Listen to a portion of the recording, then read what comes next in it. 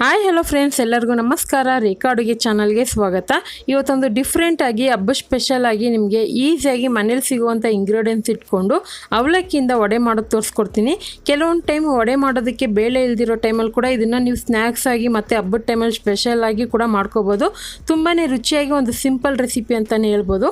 ಈಗ ಅವಲಕ್ಕಿ ಯಾವ ರೀತಿ ಮಾಡೋದು, ಅದಕ್ಕೆ ಏನೇನು ಬೇಕಂತ ನೋಡ್ಕೊಬರೋಣ. ಈ ಥರ ಒಂದು ಬೌಲನ್ನು ಮತ್ತು ಜರಡಿ ಇಟ್ಕೊಂಡು ನಾನು 1 ಕಪ್ ಆಗೋಷ್ಟು ತೆಳು ಅವಲಕ್ಕಿ ಹಾಕ್ಕೊತಾ ಇದ್ದೀನಿ. ತೆಳು ಅವಲಕ್ಕಿ ಬೇಗನೆ ನೀರಲ್ಲಿ ನೆನೆಯೋದ್ರಿಂದ ನಾನು ಇದನ್ನು ಯೂಸ್ ಮಾಡ್ತಾ ಇದ್ದೀನಿ. ನಿಮ್ಮ ಹತ್ರ ಗಟ್ಟಿ ಅವಲಕ್ಕಿ ಇದ್ದರೆ ನೀರಲ್ಲಿ ಚೆನ್ನಾಗಿ ತೊಳೆದ್ಬಿಟ್ಟು 1-2 ನಿಮಿಷ ನೀರಲ್ಲಿ ನೆನೆ ಹಾಕಿ ಆನಂತರ ಅದನ್ನು ಹಿಂಡ್ಬಿಟ್ಟು ತಗೊಳ್ಳಿ. ಆದರೆ ಇದಂದರೆ ಚೆನ್ನಾಗಿ ತೊಳೆದ್ಬಿಟ್ಟು ಬಿಟ್ಬಿಟ್ರೆ ಸಾಕು, ಅದೇ ಸಾಫ್ಟಾಗಿ ಉದ್ರಾಗಿ ಬಂದ್ಬಿಡುತ್ತೆ. ಈಗ ಇದಕ್ಕೆ ನಾನು ಸ್ವಲ್ಪನೇ ನೀರು ಹಾಕ್ಕೊಂಡು 1-2-3 ಸರಿ ತೊಳ್ಕೊತೀನಿ. ಯಾಕಂದರೆ ಕೆಲವೊಮ್ಮೆ ಅವಲಕ್ಕಿನಲ್ಲಿ ಡಸ್ಟ್ ಅನ್ನೋದಿರುತ್ತೆ, ಸೊ ಅದೆಲ್ಲ ಹೋಗುತ್ತೆ ಅನ್ನೋದಕ್ಕೋಸ್ಕರ. ಹಾಗೆ ಕ್ಲೀನ್ ಕೂಡ ಮಾಡ್ಕೊಳ್ಳಿ, ಕ್ಲೀನ್ ಮಾಡಿ ಚೆಕ್ ಮಾಡ್ಕೊಳ್ಳಿ. ಸೊ ನೋಡಿಬಿಟ್ಟು ಆನಂತರ ತೊಳ್ಕೊಳ್ಳೋಣ. ಈಗ ಇದನ್ನು ನಾನು ನೀರಲ್ಲಿ ತೊಳೆದಿದ ಮೇಲೆ ಇದನ್ನು ಹಾಗೆ ಬಿಡ್ತೀನಿ. 1-2 ನಿಮಿಷ ಬಿಟ್ಟರೆ ಸಾಕು, ಇದು ಸಾಫ್ಟಾಗಿ ಉದ್ರಾಗುತ್ತೆ. ಈಗ ವಡೆ ಮಾಡೋದಕ್ಕೆ ಮೊದಲನೇದಾಗಿ ಒಂದು ಮಿಕ್ಸಿ ಜಾರ್ ತೊಗೊಂಡಿದ್ದೀನಿ. 4 ಒಣಗಿದ ಮೆಣಸಿನ್ಕಾಯಿ, 1 ಹಸಿರು ಮೆಣಸಿನ್ಕಾಯಿ, 1 ಅರ್ಧ ಇಂಚು ಶುಂಠಿನೂ, 1 8 ಪೀಸ್ ಬೆಳ್ಳುಳ್ಳಿ ಹಾಕ್ಕೊತಾ ಇದ್ದೀನಿ. ಇದು ಒಂಥರ ಮಸಾಲ ವಡೆ ಥರ ಟೇಸ್ಟ್ ಬರುತ್ತೆ. 1 ಟೀ ಸ್ಪೂನು ಸೋಂಪು ಕಾಳು ಹಾಕ್ಕೊತಾ ಇದ್ದೀನಿ. ಸೋಂಪು ಕಾಳು ಇಷ್ಟ ಇಲ್ಲ ಅಂದರೆ ಜೀರಿಗೆ ಕೂಡ ಹಾಕ್ಕೊಬೋದು. ಈಗ ಇದನ್ನು ತರ್ತರಿಯಾಗಿ ನಾನು ಪೇಸ್ಟ್ ಮಾಡ್ಕೊಂಬರ್ತೀನಿ. ನೋಡಿ, ಇವಾಗ ತರ್ತರಿಯಾಗಿ ಪೇಸ್ಟ್ ಮಾಡ್ಕೊಬಂದಿದ್ದೀನಿ. ಇದಕ್ಕೆ ಯಾವುದೇ ರೀತಿ ಎಕ್ಸ್ಟ್ರಾ ಹಸಿಮೆಣ್ಸಿನ್ಕಾಯಿ ಏನು ಯೂಸ್ ಮಾಡಿಲ್ಲ. ನಮಗಿದೇ ಖಾರ ಸಾಕಾಗುತ್ತೆ. ನಿಮ್ಗೆ ಇನ್ನೂ ಸ್ಪೈಸಿಯಾಗಿ ಬೇಕಂದರೆ ಇನ್ನೊಂದು 2 ಹಸಿರು ಮೆಣಸಿನ್ಕಾಯಿ ಅಥವಾ ಒಣಗಿದ ಮೆಣಸಿನ್ಕಾಯಿ ಆದರೂ ಹಾಕೋಬೋದು. ಈಗ ನೋಡಿ, ಅವಲಕ್ಕಿ 1-2 ನಿಮಿಷಕ್ಕೆ ಚೆನ್ನಾಗಿ ಸಾಫ್ಟಾಗಿ ಉದ್ರಾಗಿದೆ. ಈಗ ಅದೇ ಮಿಕ್ಸಿ ಜಾರ್ಗೆ ನಾನು 1 ಕಪ್ ಆಗೋಷ್ಟು ಅವಲಕ್ಕಿ ತೊಗೊಂಡಿದ್ನಲ್ವ, ಅದನ್ನು ಹಾಕ್ಕೊತಾ ಇದ್ದೀನಿ. ಸುಮಾರು ಒಂದು 150 ಗ್ರಾಮ್ ಆಗೋಷ್ಟು ಬರುತ್ತೆ ಅವಲಕ್ಕಿ ಅಳತೆ ತಗೊಳ್ಳೋದಾದರೆ. ಈಗ ನೋಡಿ, ಈ ಅವಲಕ್ಕಿನ ಮಿಕ್ಸಿ ಜಾರ್ಗೆ ಹಾಕ್ಕೊಂಡು ಇದಕ್ಕೇನು ನೀರೇನು ಹಾಕೋಕ್ಕೆ ಹೋಗಬೇಡಿ. ಜಸ್ಟ್ ಹಾಗೆ ಆನ್ ಆಫ್ ಮಾಡ್ಕೊಳ್ಳಿ. 3-4 ಸರಿ ಚೆನ್ನಾಗಿ ಮಾಡ್ಕೊಳ್ಳಿ. ಆವಾಗ ಎಲ್ಲ ಸ್ಪೈಸಸ್ಸು ಅವಲಕ್ಕಿ ಹೀರ್ಕೊಳ್ಳುತ್ತೆ ಮತ್ತು ಅವಲಕ್ಕಿ ಕೂಡ ಸಾಫ್ಟಾಗಿ ಬಂದಿರುತ್ತೆ. ಇವಾಗ ನೋಡ್ತಾ ಇರ್ಬೋದು, ಅವಲಕ್ಕಿ ಚೆನ್ನಾಗಿ ಸಾಫ್ಟಾಗಿ ಬಂದಿದೆ. ಅಂದರೆ ಮಿಕ್ಸಿನಲ್ಲಿ ರುಬ್ಕೋಬೇಕು ಅವಲಕ್ಕಿನ. ಇವಾಗ ಇದನ್ನು ಒಂದು ಬೌಲ್ಗೆ ಹಾಕ್ಕೊತಾ ಇದ್ದೀನಿ. ಇದು ನೋಡೋದಕ್ಕೆ ಗಟ್ಟಿಯಾಗಿ ಇರುತ್ತೆ, ಆಮೇಲೆ ನಿಮಗೆ ಕಲಿಸ್ತಾನೆ ಗೊತ್ತಾಗ್ಬಿಡುತ್ತೆ ಸಾಫ್ಟ್ನೆಸ್ಸು. ಅದಕ್ಕೋಸ್ಕರ ಹೇಳ್ತಾ ಇದ್ದೀನಿ. ಇವಾಗ ನಾನು ಮಿಕ್ಸಿಯಿಂದ ಎಲ್ಲ ತೆಗೆದು ಒಂದು ಬೌಲ್ಗೆ ಹಾಕಿದ ಮೇಲೆ ಇದಕ್ಕೆ ಉಳಿದಿರೋ ಇಂಗ್ರೀಡಿಯೆಂಟ್ಸ್ ಕೂಡ ಹಾಕ್ಕೊಳ್ಳೋಣ. 1-2 ಟೇಬಲ್ ಸ್ಪೂನು ಕೊತ್ತಂಬರಿನ ಕಟ್ ಮಾಡಿ ಇಟ್ಕೊಂಡಿದ್ದೆ, ಅದನ್ನು ಹಾಕ್ಕೊತಾ ಇದ್ದೀನಿ. ಹಾಗೆ 1-2 ಟೇಬಲ್ ಸ್ಪೂನ್ ಆಗೋಷ್ಟು ಕರಿಬೇವಿನ ಸೊಪ್ಪು ಚಿಕ್ಕದಾಗಿ ಕಟ್ ಮಾಡಿ ಹಾಕ್ಕೊಳ್ಳಿ ಆದಷ್ಟು. ಮತ್ತು ಇದಕ್ಕೆ ಈರುಳ್ಳಿ ಹಾಕಿಲ್ಲ ನಾನು. ಮತ್ತು 1-2 ಟೇಬಲ್ ಸ್ಪೂನ್ ಆಗೋಷ್ಟು ಪುದೀನ. ಮತ್ತು ಈರುಳ್ಳಿ ಹಾಕೋದಾದರೆ ಒಂದು ಚಿಕ್ಕ ಸೈಜು ಈರುಳ್ಳಿನ 1-2 ಸ್ಪೂನ್ ಆಗೋಷ್ಟು ಹಾಕೋಬೇಕಾಗುತ್ತೆ. ಇಲ್ಲಿ ಸ್ಪೈಸಸ್ ಬಂದ್ಬಿಟ್ಟು 1/4 ಟೀ ಸ್ಪೂನ್ ಅರಿಶಿನ ಪುಡಿ, 1/4 ಟೀ ಸ್ಪೂನ್ ಗರಂ ಮಸಾಲ ಹಾಕ್ಕೊತಾ ಇದ್ದೀನಿ. ಇದೆಲ್ಲ ಹಾಕ್ಕೊಂಡು ರುಚಿಗೆ ತಕ್ಕಷ್ಟು ಕೂಡ ಉಪ್ಪು ಹಾಕ್ಕೊಬೇಕಾಗುತ್ತೆ. ಉಪ್ಪು ನೋಡಿ ಹಾಕ್ಕೊಳ್ಳಿ, ಒಂದು ಸ್ವಲ್ಪ ಹಾಕ್ಕೊಳ್ಳಿ. ಆನಂತರ ಟೇಸ್ಟ್ ನೋಡ್ಬಿಟ್ಟು ಮತ್ತೆ ಹಾಕ್ಕೊಳ್ಳಿ. ಮತ್ತು ಖಾರ ಕೂಡ ನಿಮಗೆ ಕಡಿಮೆ ಅನಿಸಿದ್ರೆ ಬೈ ಚಾನ್ಸು ಖಾರದ ಪುಡಿ ಕೂಡ ಆ್ಯಡ್ ಮಾಡ್ಕೊಬೋದು, ಅಥವಾ ಹಸಿಮೆಣ್ಸಿನ್ಕಾಯಿನ ಚಿಕ್ಕದಾಗಿ ಕೂಡ ಕಟ್ ಮಾಡಿ ಹಾಕ್ಕೊಬೋದು.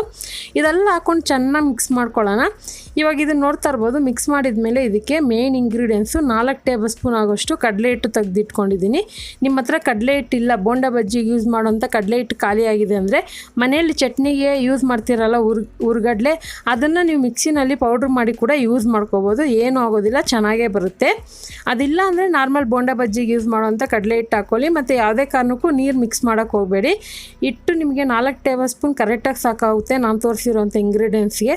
ಇದನ್ನು ಆದಷ್ಟು ಸಾಫ್ಟಾಗಿ ಚೆನ್ನಾಗಿ ನಾದ್ಕೊಂಡ್ಮೇಲೆ ಕೈಗೆ ಒಂದು ಸ್ವಲ್ಪ ಎಣ್ಣೆ ಹಚ್ಕೊಂಡಿದ್ದೀನಿ. ಎಣ್ಣೆ ಹಚ್ಕೊಂಡು ಇವಾಗ ನಿಮಗೆ ಯಾವ ಸೈಜಿಗೆ ಬೇಕೋ ಆ ಸೈಜ್ಗೆ ಉಂಡೆ ಮಾಡ್ಕೋಬೇಕಾಗುತ್ತೆ. ಇವಾಗ ವಡೆ ನಾರ್ಮಲ್ ಸೈಜ್ ಇರುತ್ತಲ್ವ, ಅದೇ ಸೈಜ್ಗೆ ತಗೊಳ್ಳಿ.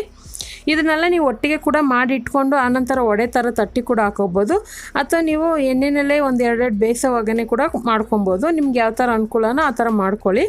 ಇವಾಗ ನೋಡಿ, ನಾನು ಈ ಥರ ಶೇಪ್ ಮಾಡಿ ಇಟ್ಕೊಂಡಿದ್ದೀನಿ. ತುಂಬಾ ಕ್ರಿಸ್ಪಿಯಾಗಿ ಚೆನ್ನಾಗಿರುತ್ತೆ. ಸೊ ಇವಾಗ ಇದನ್ನೆಲ್ಲ ನಾನು ಈ ಥರ ಮಾಡಿ ಇಟ್ಕೊತೀನಿ ನಾನು. ನೋಡಿ, ಇವಾಗ ಇಷ್ಟು ಮಾಡಿ ಇಟ್ಕೊಂಡಿದ್ದೀನಿ. ನೋಡ್ತಾ ಇರ್ಬೋದು, ನಾವು ತೊಗೊಂಡಿರೋಂಥ ಹಿಟ್ಟಲ್ಲಿ ಇಷ್ಟಾಗಿದೆ. ಸ್ವಲ್ಪ ದಪ್ಪಕ್ಕೆ ಮಾಡಿದ್ದೀನಿ ನಾನು. ನೀವು ಇನ್ನೂ ಚಿಕ್ಕದಾಗಿ ಕೂಡ ಮಾಡ್ಕೊಬೋದು. ಈಗ ಇದಕ್ಕೆ ನಾನು ಬೇಯಿಸೋದಕ್ಕೆ ಪೂರ್ತಿ ಎಣ್ಣೆ ಜಾಸ್ತಿ ಯೂಸ್ ಮಾಡಿಲ್ಲ, ಕಡಿಮೆ ಎಣ್ಣೆನಲ್ಲೇ ಇದನ್ನು ಬೇಯಿಸ್ಕೋಬೋದು. ಇದು ಮತ್ತು ಇದನ್ನು ಎಣ್ಣೆನ ಫ್ರೈ ಮಾಡಿದ ಮೇಲೆ ಕೂಡ ಒಂಚೂರು ಎಣ್ಣೆ ಇರೋದಿಲ್ಲ, ತುಂಬಾ ಸೂಪರಾಗಿರುತ್ತೆ.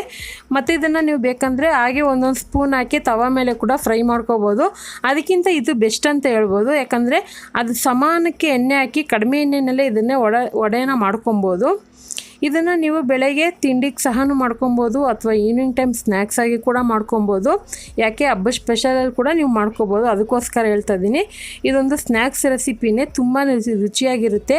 ಕೆಲವೊಂದು ಟೈಮು ನಾವು ದೇವರಿಗೆ ಅಕ್ಕಿ ಬದಲಾಗಿ ಈ ಥರದ್ದು ಅವಲಕ್ಕಿಯನ್ನು ಕೂಡ ಮಾಡಿ ಇಡ್ಬೋದು, ಏನೂ ಆಗೋದಿಲ್ಲ, ಚೆನ್ನಾಗಿರುತ್ತೆ. ಸೊ ಇವಾಗಂತೂ ಅವಲಕ್ಕಿಯಲ್ಲಿ ತುಂಬ ರೆಸಿಪಿಗಳನ್ನ ತೋರಿಸಿದ್ದೀನಿ, ನೀವು ನೋಡಿಲ್ಲ ಅಂದರೆ ಚೆಕ್ ಮಾಡ್ಕೊಳ್ಳಿ. ಎಲ್ಲ ಹಬ್ಬಕ್ಕೂ ಯಾವ ರೀತಿ ಅಡುಗೆಗಳು ಮಾಡಬೇಕಂತಲೂ ತೋರಿಸಿದ್ದೀನಿ. ಇದನ್ನು ನಿಧಾನಕ್ಕೆ ಬೇಯಿಸ್ಕೊಳ್ಳಿ, ಯಾವುದೇ ಕಾರಣಕ್ಕೂ ಐ ಫ್ಲೇಮಲ್ಲಿ ಇಟ್ಕೊಂಡು ಬೇಯಿಸೋಕ್ಕೆ ಹೋಗಬೇಡಿ. ಒಂದು 4 ನಿಮಿಷ ಟೈಮ್ ತಗೊಳುತ್ತೆ ಇದು. ಆದಷ್ಟು ಚೆನ್ನಾಗಿ ಗೋಲ್ಡನ್ ಕಲರ್ ಬರೋವರೆಗೂ ಫ್ರೈ ಮಾಡಿ ಆನಂತರ ಎತ್ತಿಟ್ಕೊಳ್ಳಿ. ಹಾಗಾದರೆ ಖಂಡಿತ ಇವತ್ತು ತೋರಿಸಿರುವಂಥ ಈ ಸಿಂಪಲ್ ಅವಲಕ್ಕಿ ವಡೆ ರೆಸಿಪಿ ನಿಮಗೆಲ್ಲ ಇಷ್ಟ ಆಗಿದರೆ ನೀವು ಸಹ ಮನೇಲಿ ಇದೇ ರೀತಿ ಒಮ್ಮೆ ಟ್ರೈ ಮಾಡಿ ನೋಡಿ, ನಿಮ್ಗೆ ಖಂಡಿತ ಇಷ್ಟ ಆಗೇ ಆಗುತ್ತೆ. ಹಾಗೆ ಈ ರೆಸಿಪಿ ಇಷ್ಟ ಆದರೆ ಈಗಲೇ ಒಂದು ಲೈಕ್ ಮಾಡಿ ಮತ್ತು ನಿಮ್ಮ ಫ್ಯಾಮಿಲಿ ಫ್ರೆಂಡ್ಸ್ಗೂ ಶೇರ್ ಮಾಡಿ. ಮತ್ತಷ್ಟು ಈಸಿ ಹೊಸ ರೆಸಿಪಿಗೋಸ್ಕರ ರೇಖಾ ಅಡುಗೆ ಚಾನಲ್ನ ಪ್ಲೀಸ್ ಸಬ್ಸ್ಕ್ರೈಬ್ ಮಾಡ್ಕೊಳ್ಳಿ. ಈ ವಿಡಿಯೋ ನೋಡಿದ್ದಕ್ಕಾಗಿ ಎಲ್ಲರಿಗೂ ಧನ್ಯವಾದಗಳು. ಟೇಕ್ ಕೇರ್, ಬಾಯ್.